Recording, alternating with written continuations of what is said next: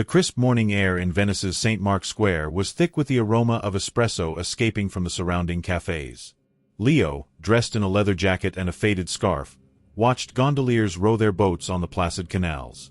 The murmur of conversation, the clinking of glasses, and the gentle lapping of water mingled with the golden light of dawn, illuminating the ornate facades of ancient buildings, creating an almost magical atmosphere. As he twirled his cup between his fingers, a sudden breeze carried a faint, almost inaudible murmur, like a discordant melody. He looked up, but the usual sounds of the square returned.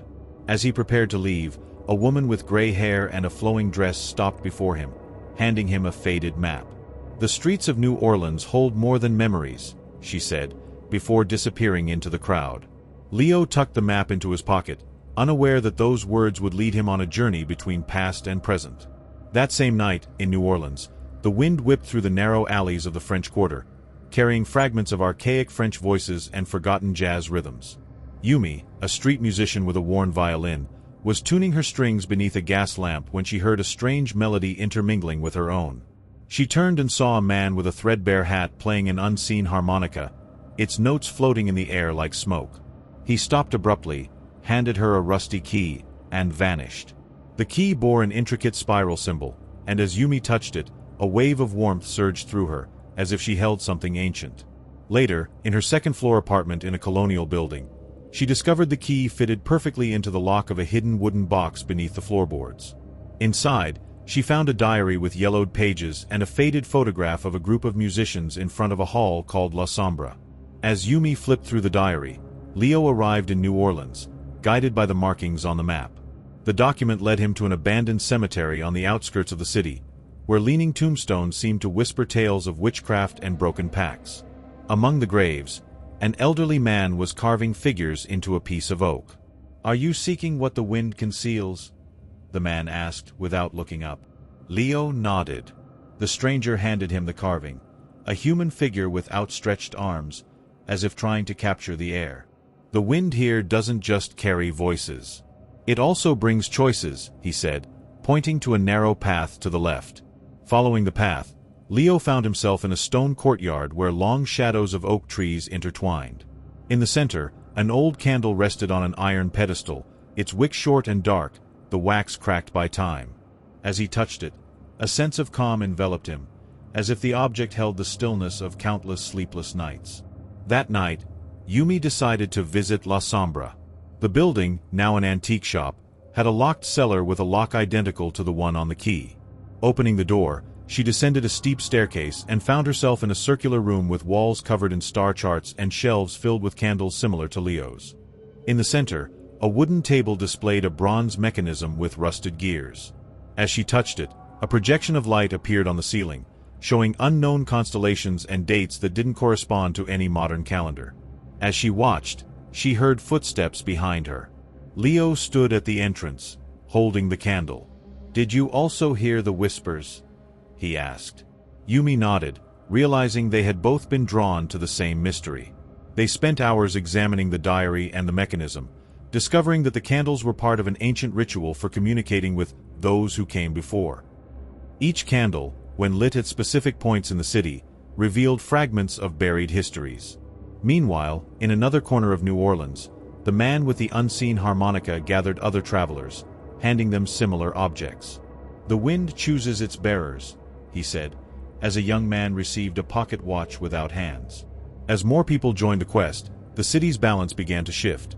Ancient melodies echoed at impossible moments, paintings in galleries changed scenes, and time itself seemed to oscillate between eras.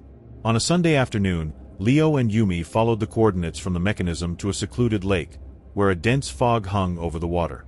As they lit the candle at the exact marked spot, human forms emerged from the mist, their voices whispering in dead languages. A woman dressed in 19th-century attire extended her hand, handing Yumi a necklace with a spiral pendant, the same symbol as the key. "Protect what cannot be named," she said, before dissolving into the air.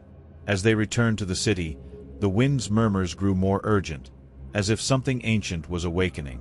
The following week, studying the star patterns projected by the mechanism, they discovered that all the coordinates converged on St. Louis Cathedral.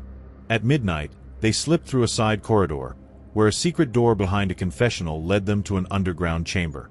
There, hundreds of candles identical to Leo's floated in niches on the walls, each marked with different symbols. In the center, an altar held a book with a human skin cover, its pages written in blood and ash. Opening it, they saw that each line described future events as if they had already happened, including details of their own lives.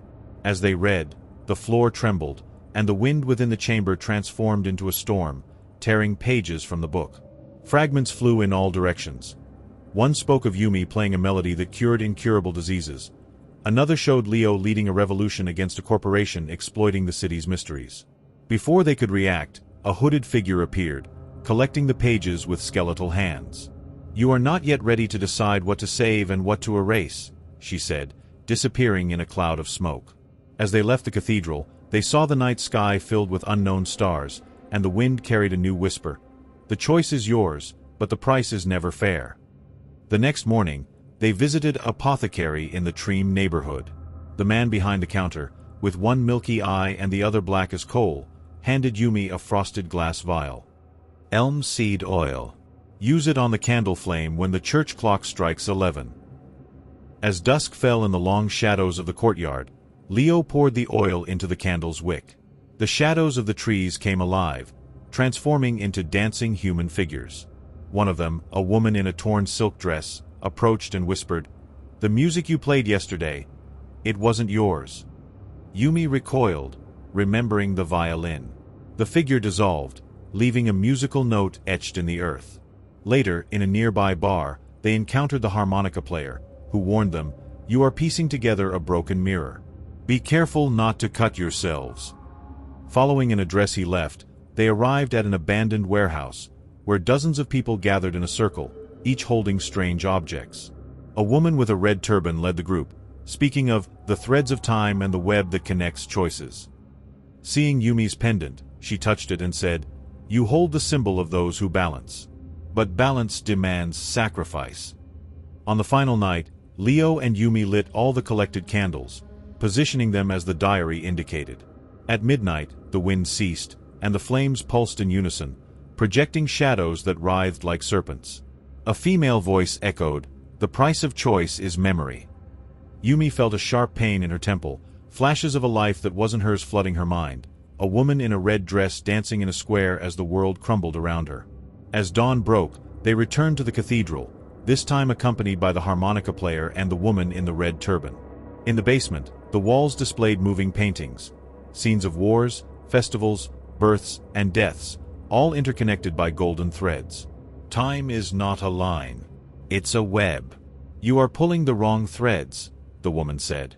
Before they could respond, the floor trembled, and a crack appeared, exhaling icy vapor. Yumi realized it was all part of a ritual to contain something beyond time. "We cannot erase what has already been written," she said, lighting the last candle. A light expanded, revealing an infinite plane beneath 7 suns. A colossal figure loomed, its eyes made of collapsing galaxies. Yumi played the violin, and Leo projected the stars from the diary into the air. The figure recoiled, blinded by the harmony. When the light faded, they were back in New Orleans, under a normal sky. The wind carried the scent of coffee and fresh bread. No whispers, no shadows, only the everyday. But Yumi knew the web of time was more fragile than ever. In a French Quarter cafe, the woman in the flowing dress smiled at the faded map on the table. Across the street, the man in the threadbare hat tucked his unseen harmonica into his pocket. And deep in the Mississippi, a blue candle glowed beneath the water, its wick untouched.